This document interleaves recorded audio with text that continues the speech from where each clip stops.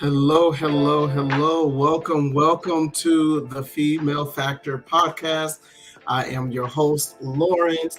I'm excited because I have a special guest that's going to be coming on today. You might have saw the flyer, so I'm going to go ahead and get into her bio. But before I start, I want to just kind of introduce myself. I am the branding photographer. I'm the host of this amazing show, and I also curate the amazing community called the Powerhouse networking and branding community. And what the reason why I have the Female Factor podcast as well as the Powerhouse community is because most of the clients that I work with as a photographer are female entrepreneurs. And that has given me the opportunity to really tap into a world of strength, a world of energy, a world of triumph, perseverance, and hear so many amazing stories of what women go through in the business industry and their specific industries as well, and also how they've overcame the things that they've gone through. It's encouraged me as a man. And of course, you know me, I'm married. I've celebrated 9 years of marriage just last month. I have an amazing daughter. Of course, I have a female poodle, a miniature poodle. So, I'm surrounded by powerful and amazing women. And so this podcast, along with the Powerhouse community, just gives me the opportunity to bring the female power voice up to the forefront and allow us to hear the amazing things that they are doing to support society. So today, I have an amazing guest, Tollisha Joseph, who's going to be joining us. And I want to just quickly read her bio for you so that you can understand the reason why I brought her onto this platform. And then we're going to go ahead and bring her into the stage so that you all can see and meet her and we can get this party started, okay?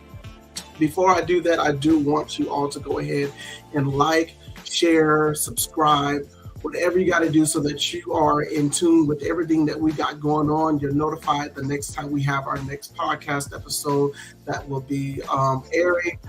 We also do allow our podcast to be aired on Spotify, so you can listen to the replays on there as well. But make sure you are sharing this broadcast, especially when it gets good. You want everybody to know what's good about this. You know what I'm saying? So just share, let us know where you're watching from, and let's make this a whole party. I want to say hello to Taylor J. I have my phone here because there are some users that are not appearing on the comment section. So I do want to acknowledge you by name because you didn't have to come, but I'm so grateful that you did. So give me 1 second here. I want to acknowledge all y'all. You hear me? All of you. I believe it was Taisha. Yes, Taisha, welcome. Thank you so much for joining. I'm so hoping you guys enjoy this broadcast. So let me tell you a little bit about Tollisha Joseph. She is an international speaker, best-selling author, and the founder and CEO of The Official Glue.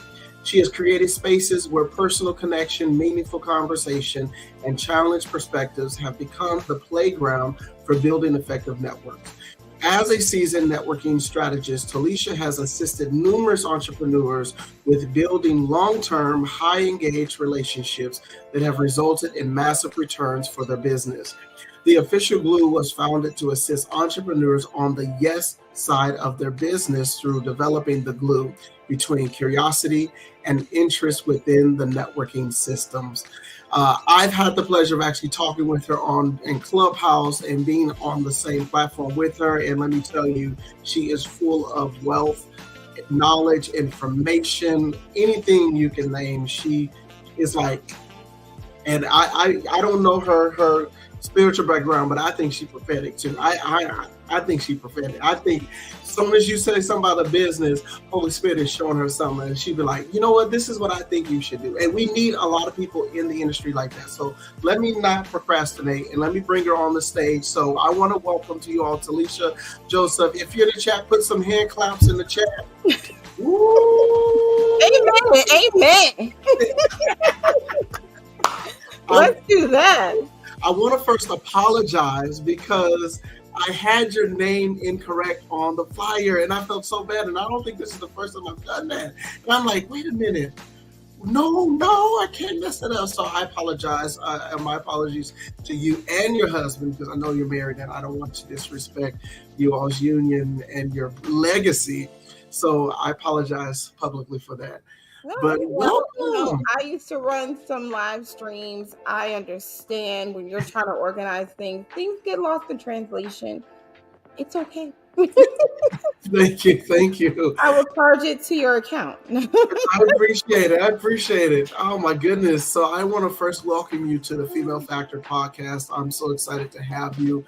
I mean, looking through your bio, I have some questions for you, and I know you have stories for us. And so I'm sure everybody that is watching and are listening to the replay that they're excited to hear everything that you have to share, considering how much you have contributed to the entrepreneurship world. So let me first ask you, how are you doing? I am doing amazing, amazing, amazing. I'm so excited to be here. Thank you so much for opening your container, opening your audience, giving me access to have these conversations. It is so important that we talk and we discuss things like this. So I can't wait to have this conversation with you. I know that you and I have had some conversations in Clubhouse. So it's Yeah, exciting to move that energy outside of that container and bring it to a wider audience. absolutely, absolutely, absolutely. You know, when I was reading your bio, the first thing that popped up to me was the founder and CEO. And my first question to you was, when did you come to the understanding that you are a CEO? Because I know some people don't really think they can take on that title, or you think you have to have this McDonald's chain type of industry to be effective for one. But with what you have, like, when did you come to grips? And tell us a little bit about that process. Oh, I love this question. I love this question because I work with lots of different people. And I Mhm. think the hardest thing for us as entrepreneurs to do is give ourselves ownership of our businesses. And I could tell you that I was hiding for at least a year. I LLC'd my business and I thought that that was going to give me the confidence to say, hey, I'm doing this thing. But it took me a full year to decide to even do anything with it, right? To even step out and say, okay, I'm going to do this. And honestly, I didn't really take ownership until maybe about 6 months after that. I wasn't really coining myself to be a CEO and a founder of anything. I was just hiding behind my logo, what most of us do when we're starting.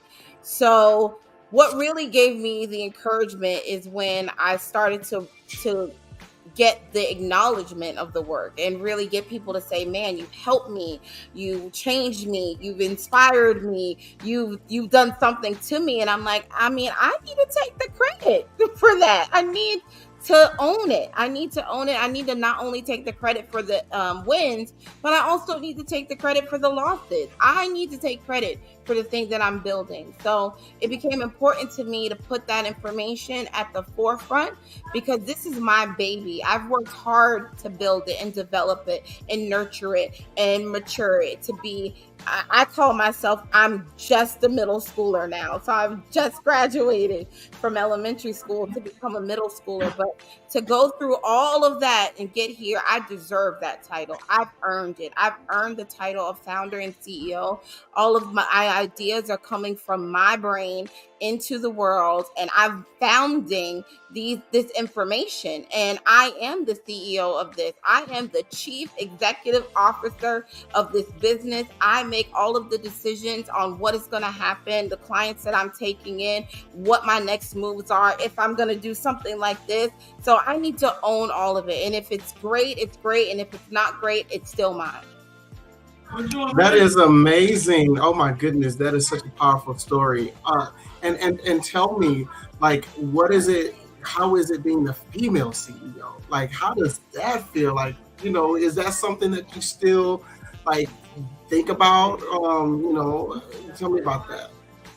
Honestly, I don't think that in this position have I had any gender bias. I think the bias in what I'm doing is what I'm doing, the networking thing. It's like the bias is I know what I'm doing. I've been doing this for 20 years.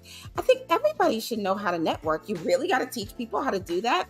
So I don't really get, because one, I show up confidently. I have a lot of confidence. And I think that is the deciding factor of why I don't get this woman idea. When I show up in a room, I bring my alpha energy to the spaces that I am, and I fill up the space. And so I don't really get that. I do remember before I was doing this, I did get a lot of gender bias as far as like, you're a woman, stay in your place, you're too vocal, you're too assertive, you're too.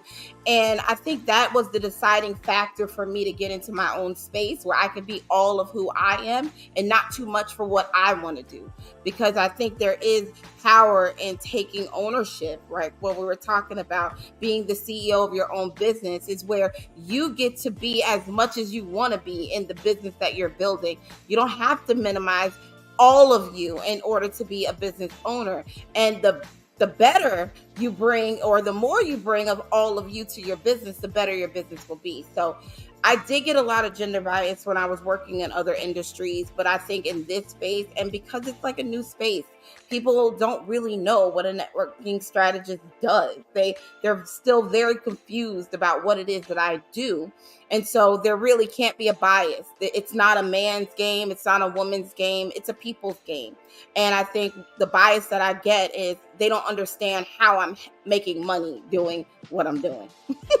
That right there is powerful. And I think you hit it right on when you said it was other industries. And I think this is why it's important that, especially, I don't want to say especially women, but I encourage women to step out, because you create your own world, you create your own rules, and you create your own name. And it doesn't have to be based on whether you're a female or a male. It's based on you just simply knowing what you're capable of doing and bringing it to the table. If you're listen, take it or leave it. That's not going to change what I can do. Just because you refuse to see my value doesn't mean that the value isn't there. Absolutely. And I think the hardest part for females in business is finding their value. Our values are wrapped up in other people's lives for a long time. We transitioned from a daughter to a wife to a mother, and we're wrapped up in other people's identities for so long that when it comes time for us to figure out who we are and how we want to show up, it's a journey, it's an exploration process to figure out what that looks like for us. I remember when I first got married, and I literally, I was so excited to take on my husband's last name. I'm like, here's an opportunity for me to recreate who I am. I get to reestablish who I want to be now, because my last name is changing. So what does that change look like for me? And I think that took it over the edge. Like, the confidence just boosted from 100 to 120 because I got a new last name, and I was able to take that last name, that new identity, and transform into a new person, really. And so I just took that and ran with it. And I think sometimes we don't really think about what the new version of us is going to be. And we're always evolving. We're always changing. When you move from a daughter to a wife, that's a change, and you have to acclimate to that. When you have children, you have to acclimate to that. And I'm not sure if men have that same transition experience, right? I mean, you go from a son to a father, but you're not, you go from a son to a father to a husband, but your identity isn't wrapped up in that. You're kind of the leader, the head. People see you as the man. They see you as the man of the household. They see you as the authoritative figure. And for women, we have to kind of carve out our space in that lane a little bit and really get people to identify with us as leaders. And so I think that's the hardest part about being a woman in business, is that we just can't step into the space and have people identify us as CEOs, as founders, as leaders. We have to carve out and dig a lane for ourselves in that, to get the credit, to get the authority, to get the validation in that space. Wow, wow, wow. My goodness, you can hear me, right? I Okay, can. okay, perfect. That's everything that you said is very powerful, and thank you for bringing that awareness. I'm hoping that men are also watching this, because one of the things that I've always longed to do through this podcast is to develop solutions. Like, what can men do to be more aware of the things that women have to go through in order to establish themselves? The amount of effort that they have to put forth, and how we can make it easier for them in that process. Because and so, we do have a certain we do hold a certain set of cards in our hands that are just given to us, that we don't necessarily have to work for. But I understand women, they have to work for those cards, and sometimes out of trickery and because of power, you guys are given the wrong card. And then but you still know how to make that thing, turn it around and make it work. And that's why I applaud women for your strength in the area of business. I do love the fact that what you are in such a unique niche and industry. And one thing that I've learned being on Clubhouse is that many people do not understand what it really means to network. Everybody has their idea, and unfortunately, they have their own experiences that they come to know what networking is. But I see a lot of how can I put it? It's like glorified sales on that I see specifically on the platform, but not true networking. And I feel like people are so on defensive, trying to get what they can get, and not realize that when you come to the table, you need to have an offer that you can give, because it's about meeting someone else's need, not about getting your needs met at that moment. So let's take a moment to just talk about networking. I don't want you to give all your sauce away, because they need to connect with you and really like learn from you in ways that they could like learn how to effectively network or create successful networking events. So give us a little bit cliches that we have regarding networking, and let's kind of like debunk some of these things. So the floor is yours. Let's talk a little bit about networking. What are some of the things that you Absolutely. hear?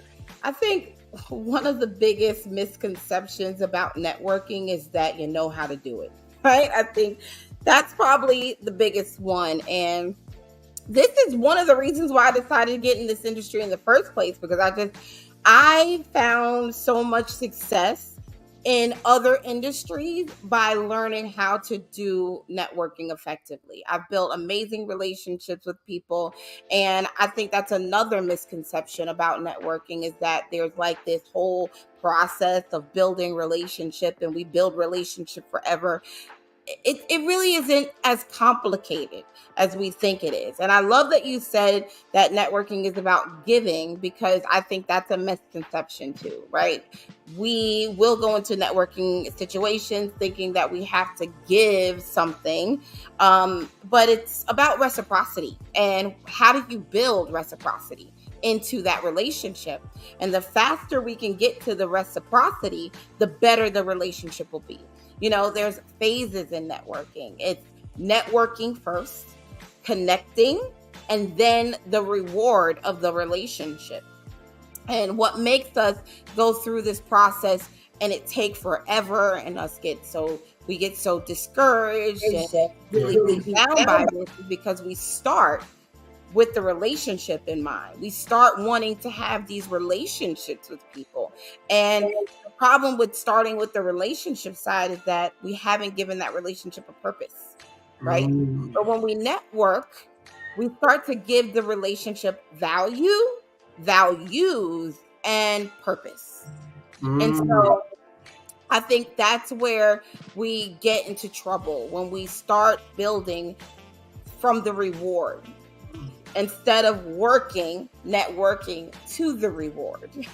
you know mm. so we kind of do have to put in some work first, and the work usually is an individual work. It's not really the concern of the other party. It's your individual work really assessing your values, really assessing what your offers are going to be, understanding those offers inside and out, and then matchmaking offers in the networking process. So I think those are some of the misconceptions, that networking is easy, everybody should know how to do it, and we've been doing this for so long, we can do it with our eyes closed. I get all of this stuff, man. I get people like, I can't believe you actually have to teach people how to network. Yes, because we know how to build relationships, but we don't know how to work relationships. And I think as you mentioned that, I think the idea that people really go into networking is actually referring, not necessarily networking. Like I find a lot of groups that cover themselves under the umbrella of networking are really just referral programs. I know what you do, I refer you. And I feel like now that you've brought out a structure that includes relationships, I feel like you pull the relationship out of the equation, because now you're passing them on to somebody else instead of understanding the value of what they offer. And so it sounds like that networking aspect before you even get to the relationship is essentially just having conversations, like getting to know someone. Not, I mean, in relationships, I believe the questions gets a little bit deeper, or like you learn more backstories, but just surface, like, what do you do? Like, why, what brings you here? Like, and I feel like you just get to know them on a surface level. And from there, you can see, like, can I really get value from here and actually take this to a relationship process of this whole networking? Is that kind of the idea? That's the long game. That's right? the long game. Okay. That's the long game, because the surface. What is that? Do you want to know? I mean, if you want to get to know me on a surface level, ask me about my husband, ask me about my children, ask me about, what I ate for dinner last night. We could talk about anything. And that's the issue, right? You can meet people and that conversation can start at any point, anything. You have to decide what the starting point of the conversation is going to be. What do you want to start the conversation on? And depending on where you start the conversation is how much work you're going to have to put in to get the result that you're looking for. Where are you going to start that conversation? What points are you going to raise in that conversation that's going to bring you closer to your result? Right? And the nuance here is that some people start off on the wrong foot. You've met somebody in networking and you're like, ooh, I couldn't wait until they just got out of my face, because they was just trying to sell me something and it was really uncomfortable. I ain't asked you for all that. Please step back. That's too far. Now you're trying to make a connection without doing the work. See what I'm saying? Right? Yeah. So we hear a lot of people say, oh, I'm a super connector. Right? So you're not a networker. You're a connector. Your job is just to listen to people and then pass them over to someone else, right? Yeah. And half the time that those passes aren't even great. They're just fumbles. They're fumbling the ball half the time, right? Yeah. Networking requires a pre-qualification work. You have to set up work first. It requires strategic thinking, critical thinking. It requires a lot of nuances in the beginning. But once you set up that structure and really develop a strategy around it, it makes every other step a lot easier. It creates its own momentum. And the one thing I always tell everyone is, how you speak about yourself and how you talk about your business is the starting point of your network. Because what actually happens in networking and what makes networking such an effective tool for business, it's not what happens in the conversation. It's what happens beyond the conversation that makes it so effective, right? Networking in the simplest form is the transferring of information. That's what networking is. So the more work you put in to set up that information, the better the transfer will be. So what when you say work, what do you mean by that? Meaning understanding the values and Mm-hmm. how to set those up in a conversational way to match Mm-hmm. values with the needs. Right? Gotcha. We're matchmaking and networking. Hmm. It's literally dating. We're Yeah. finding the proper suitable person for you to date in this scenario, right? Yeah. You're not going to go and date people without doing their background check or checking out their friends or knowing about them. And Yeah. this is the space where I think people really don't put in the work. We don't want to research. We don't want to check people out before we jump in the bed. Mm. And then it sounds like even then, the questions we really should be asking is beyond just what you do. Like Yeah. it needs to really, dive in questions that really like get you, like you said, critical thinking questions. Like, I hate to say it sounds like an interview where you're bringing up these scenario questions. Like, tell me a time when, but it's almost like you have to be skillful in a way to ask these questions without bluntly asking, tell me a time when you had to say no to a client and what happened after that. So it's like you have to really be skillful at it. And determine that. But it also sounds like you also have to have a need. Yes, you have to know what your needs are. Absolutely. You got to know what your needs are in order to network effectively. If we don't know what we're needing, we can't match. We're not a good match for anybody if we don't know what we need. And this is where reciprocity is built in. Understanding what you need, understanding what you have to offer. You got to understand both things, because you might get into a scenario where you can offer something, but they can't offer you anything. So what do you do at that point? You have to step away. It has to be reciprocal. We have to be able to match each other's needs here. It's a relationship where, like I said, the relationship is a reward. If we start in this scenario and we can figure out where we match in the beginning, referrals start to come in and they're matched. They're well-suited referrals, right? The relationship gets deeper because we trust each other. We trust each other's referrals. We trust each other's knowledge. We trust each other enough to refer someone else to you, knowing with assured certainty that they're going to take care of you. So not only are you securing your bag, but you're also securing someone else's. And the more you do the work up front, the better you can start to secure your future, your forward. Wow. That's powerful. So you hear that, you guys, you got to put in the work. Ultimately, you just can't come in and be like, hey, this, let me sell this to you. Like, no, you need to understand, like you said, what the offer is, what the need would be, what type of relationship are you really looking to get in terms of business? Are you looking for short term? Are you looking for project based? Are you looking for long term? Because like you said, like if you're looking for long term, let's say you're looking at a project that's going to kind of take a while to build out, and you're needing resources to help you with that. That means you're going to have to understand the sacrifice of the relationship you're going to have to put in during that time. And you're also going to have to understand there's maybe some favors you have to do business wise, knowing that, okay, long term, I'm going to need that favor in return. Well, I'm going to raise a point here for you, and this, because this is good. This is good, man. You know how we do in Clubhouse, you know. We all Clubhouse. We doing this thing. So you asked what we're going to debunk some myths. Myth number 2, networking is for client acquisition. That is a myth. That is a lie from the pits of hell. Okay. Networking is not for client acquisition. Networking is for advocacy and affiliation. You've heard me say this before, and I'm always going to say it because that's what it's for.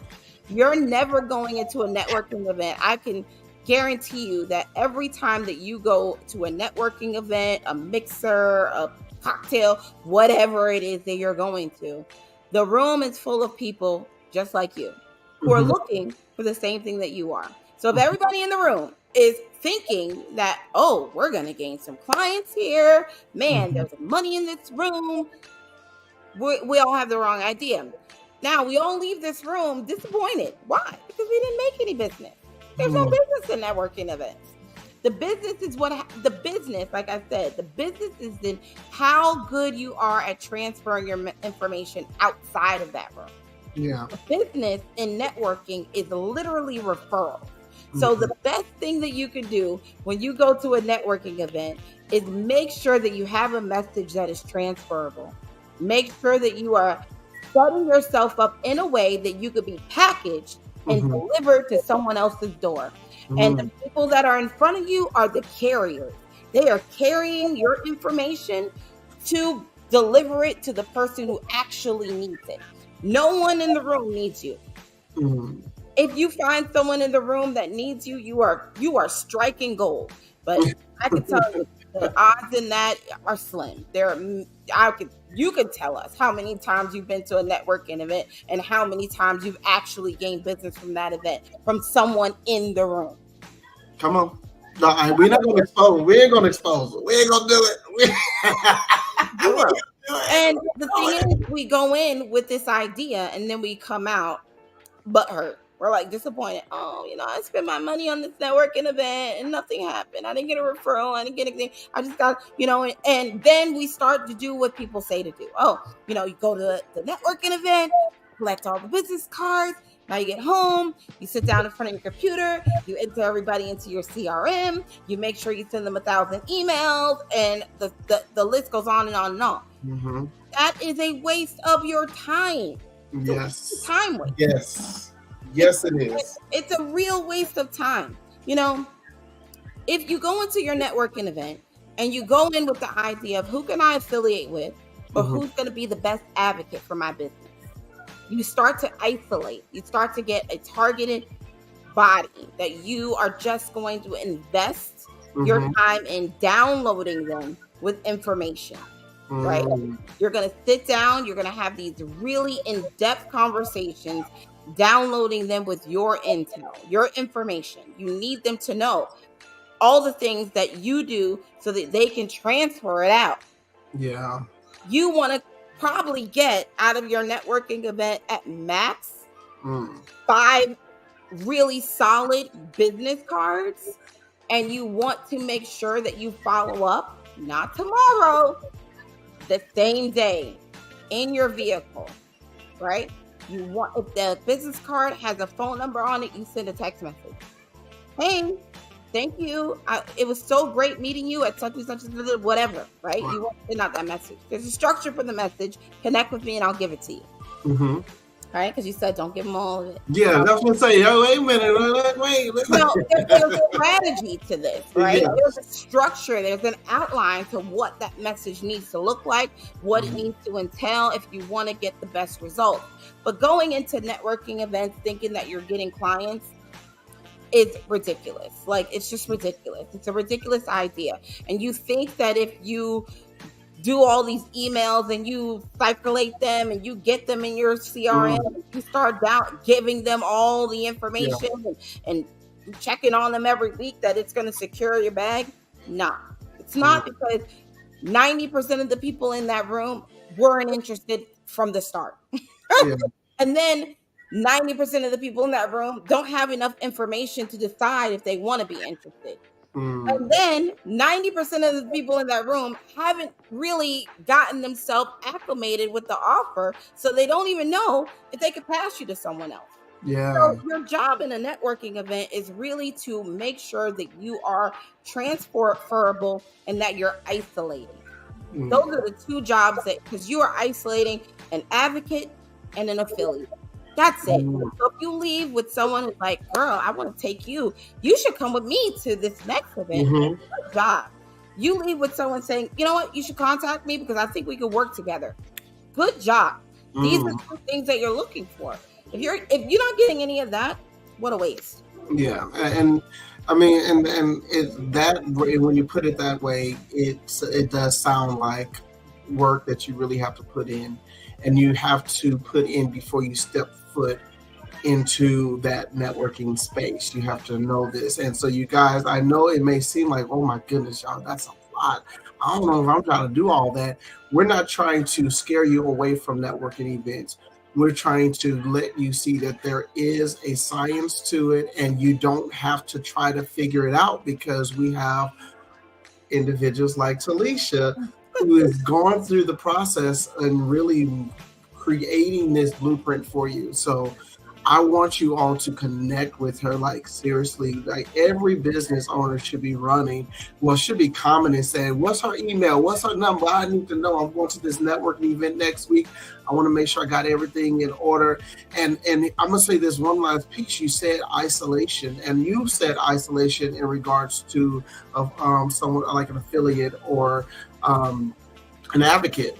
But I also say isolate to where you stand out, because you have to remember, when you have a networking event and there's 50 some people in there, everybody's already have in their mind what they're going in there for. So it's almost like you have to make an impression. Like, why should I even remember you?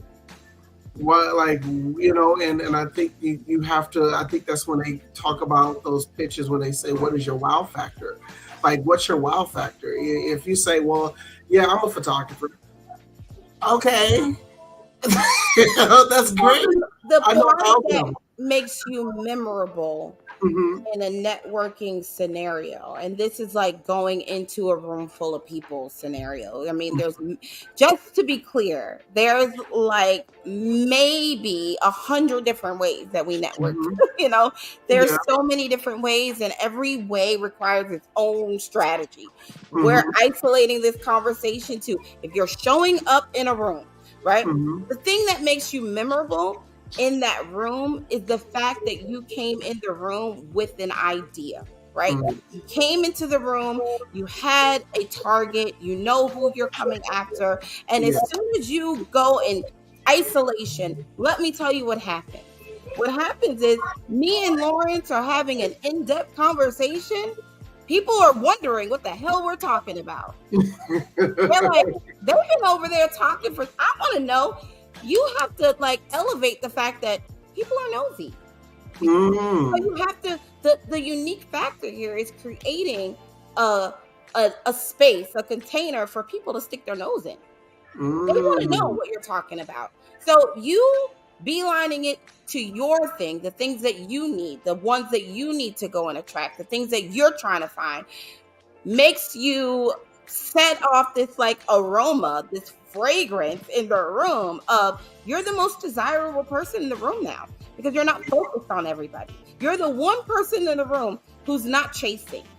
Wow. That makes you desirable. You're the one person in the room who's not trying to ensure that everybody gets your card. That makes you desirable. Now, you have to keep the person's attention that you're speaking to. And this is where things get a little sticky, right?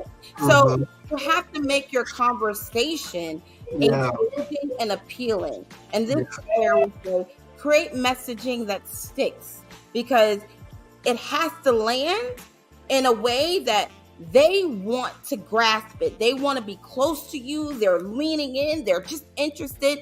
You have to make this conversation so amazing that everyone else disappears in the room. It's just you and them, and you're in it. And before you know it, time's up. That's a great networking area. It kind of reminds me of the idea of niching. When you're talking about niching, I think a lot of people are afraid of niching because it's, well, I'm not going to reach enough people. It's not broad enough. But in reality, that's what niching does. It isolates what you're trying to do, funnel it to a particular set group, so that you have a higher retention rate or conversion rate or relationship rate, And so when you're talking about networking, we want to collect as many business cards as possible so that we can put them into the database, and we can just send messages, hey, and I'm guilty of that. I'm so guilty of it. And it's like I boast on, let me see, do I still have this? I boast on having these many business cards, but having these many cards actually keeps me from building the relationship with the two that I was supposed to actually connect with. And so when you're going into these networking events, we should not have the mindset, let me meet as many people as I can, as opposed to I need to find the set people that I need to. And then once I find them, I'm satisfied. Anyone outside of that is just a bonus. But I find the people that I need to connect with, build with, and reciprocate value with, you Yeah. know, and that's what keeps the relationship strong and long. And long. You got it. Look at Look, that. Lord, look, you got it. I need to be on the podcast so you can get it. No. Long and long. That is what we're looking for. So I know there's so much more, like you said, there's so much more when it comes to networking. And I love the fact that it's not a one size fit all. It's really, you have to know for yourself what you need going into the situation. And this is why I want people to connect with you, especially if you are a business owner, because networking should be a part of your business plan. In any level, it should be a part of your business plan.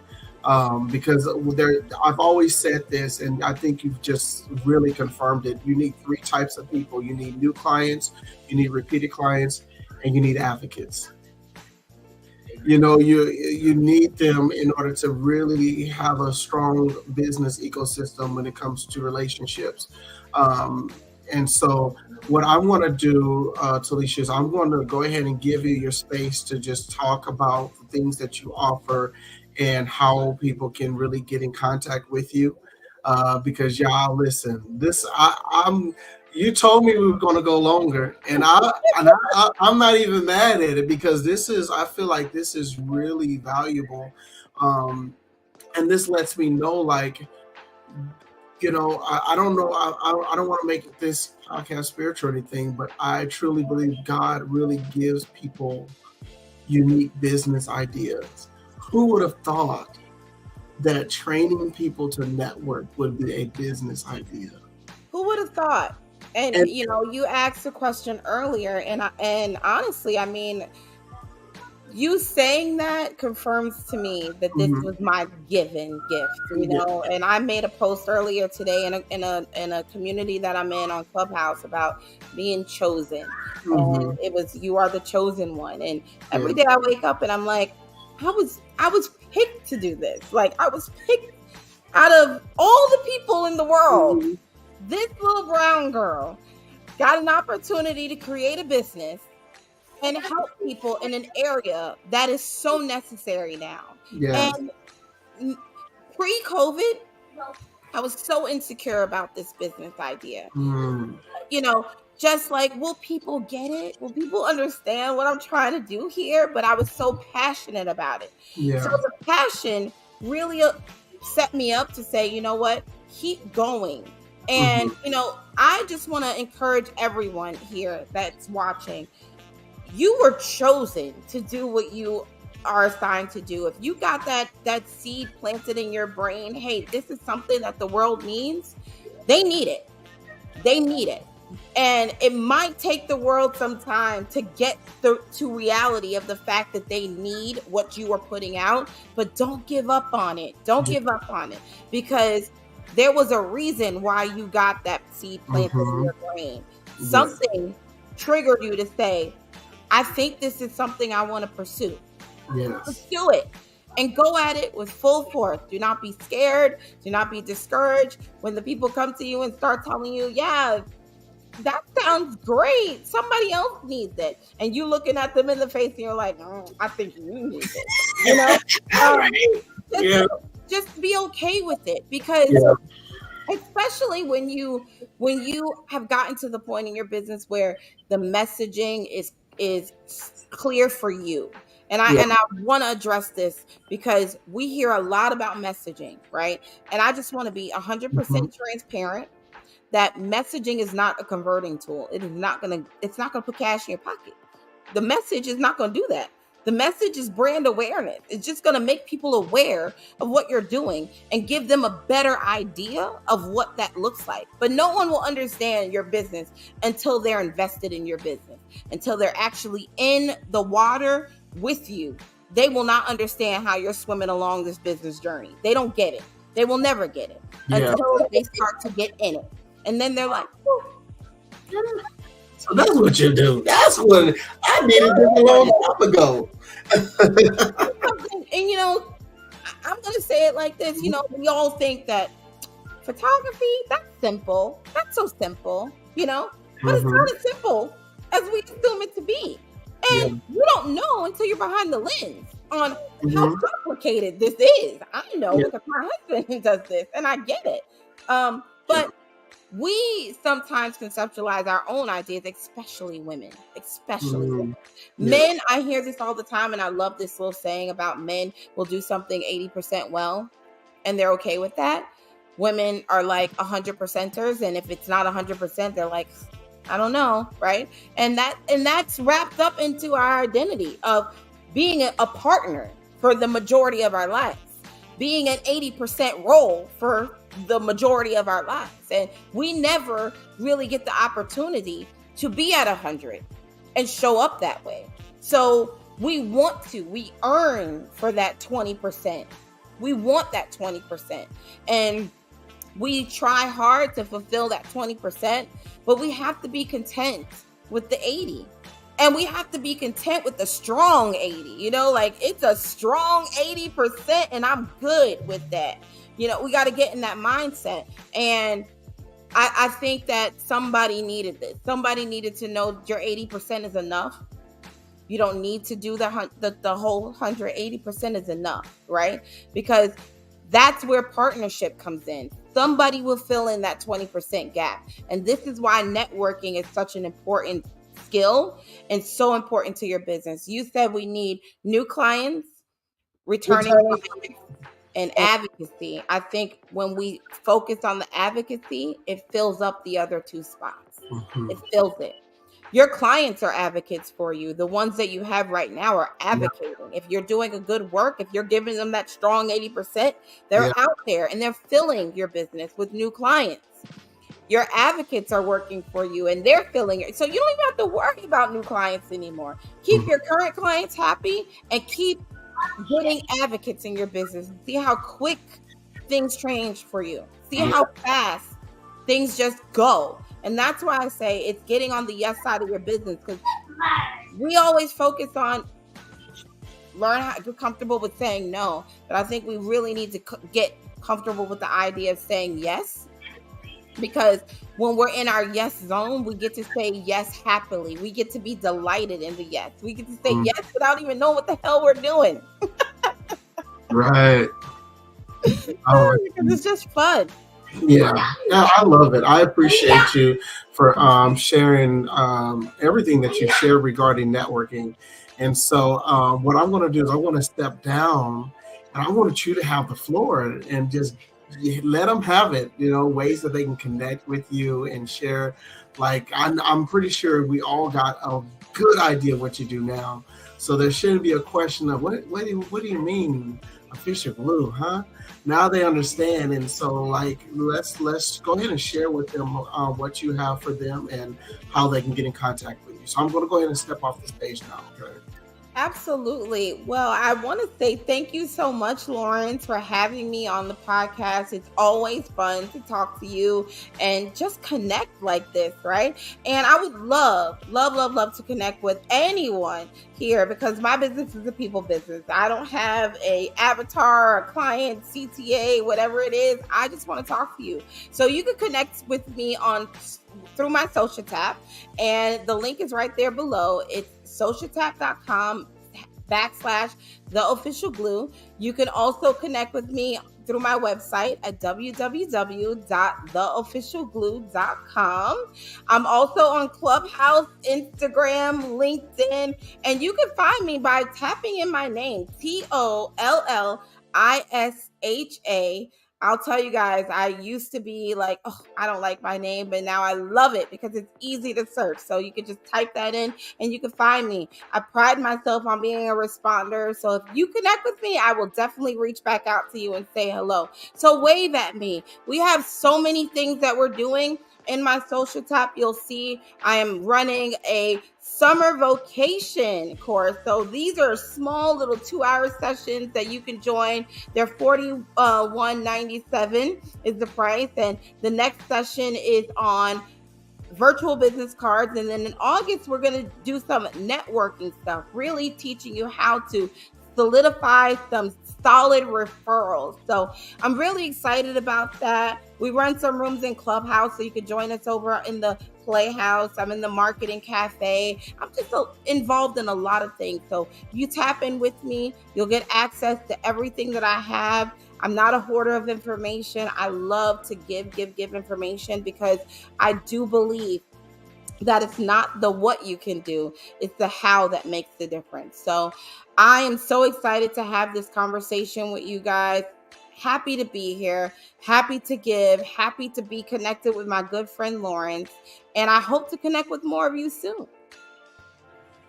Woo! Thank you so much, Tollisha. Oh my goodness, this has been such a pleasure having you on here, and to learn, just to get more insight into your business process and the art of networking. I've been in several rooms on Clubhouse where they talk about networking, and I promise you it is nothing like how you described it today. And you've described it so eloquently and with clarity. And I feel like the next time I go to an event, it's actually making me want to take networking events more serious, because of the impact that it could have, both positive and negative, depending on how you go into it. And it's like, okay, before I go to, and it makes me feel like I don't need to rush into a networking event either, because it's like, okay, I know this networking event is happening right now, but do I have everything I need for this event? Should I wait? Because I don't want to go into this thing and then they just see me as another card holder, and then it's it, and I'm disappointed once again. So everything that you shared with me has been so insightful, not just with me, but with everyone that is watching and those that will be listening as well. So I'm going to just thank you again, and I'm going to end the show with a few announcements. So let's say goodbye, but not, well, let's say see you later to Tollisha. Yes. So a few of y'all are going to be contacting her anyway. So it's not goodbye. It's always see you on the next platform, right? See you on the next platform. She told you where she's at, y'all. Clubhouse. Yeah, I hope to see you on the next platform. This is why I love digital networking. We're in a virtual networking scenario, and we can connect all over the place. So all over, no excuses. All over the place. No excuses. No excuses. All right, Tollisha. So we'll see you soon on another platform. And if you guys definitely, again, listen to the replay, watch and listen to the replay, get her information so that you can connect with her. So thank you so much, Tollisha. Thank you. All right. Have a good one, guys. Thank you. You're welcome. All right, you guys. So there you have it. Did I tell you this was going to be a good episode? I told you this was going to be good, and I bet you none of you expected any of this. You're like, wait, Tollisha, what does she got to offer? She has a lot to offer, because I'm pretty sure many of us had no idea that it takes that much to think about when it comes to networking. And so if you are the one that is struggling with the strategy of networking and you're not getting the results that you're looking for as far as the relationships, the advocacy, the affiliates, then you need to connect with Tollisha right now so that she can walk you through the strategy that is specific to your business. She's not going to give you a cookie cutter. She's not going to give you this generalized process of, okay, you got to do this. No, she's going to be like, she's like the Inyana Fix My Life of networking. She's going to step on your toes. She's going to be like that. See, this is a reality that we got to deal with. You need to heal. So thank you guys so much for just showing up all the time and watching this amazing podcast. If you are, let me talk a little bit about myself. So if you are looking for branding, definitely you want to connect with me. I help you with recognition, visibility, as well as credibility. And I do that through the power of quality images. We are based in St. Louis, but we definitely travel. We do have our ambassador deal that's happening right now. That's going to be ending the end of this quarter. So if you're interested in any of that, please connect with me. My goal is just to help you level up in your branding for your business so that you can actually get the right clients that's going to help you succeed and get the revenue that you need. If you are wanting to be a guest on this podcast, simply go to chapterastudio.com/the female factor. There is a form that you can complete that notifies our team so that we can contact you and get you set on the calendar where we want to hear your story, want to hear what you're an expert in, and we want to just let your voice be heard. It's not all women that comes on a podcast. So if you are a man and you want to be on this podcast, you definitely can. Of course, being a man, we're going to talk about what you do to contribute to the women in business society. I'm just saying, because it's a female factor. But I promise you, Tollisha is definitely one who is changing the business game with networking. And so that's what we have for today. Until next time, you guys, please go ahead and connect with me. Make sure if you're not subscribing to the channel, if you're not subscribed to the YouTube channel, please do follow us on LinkedIn. That's where the replay for this video is also going to be listed. And Facebook. This is actually being streamed through the Powerhouse Networking channel, the group. So definitely look into the Powerhouse group and find out ways that we can support you through that community as well. So I'm going to put up a quick announcement as I drop off the stage. But until next time, you guys enjoy your day and keep changing the business game. Keep changing it. All right, then. See you.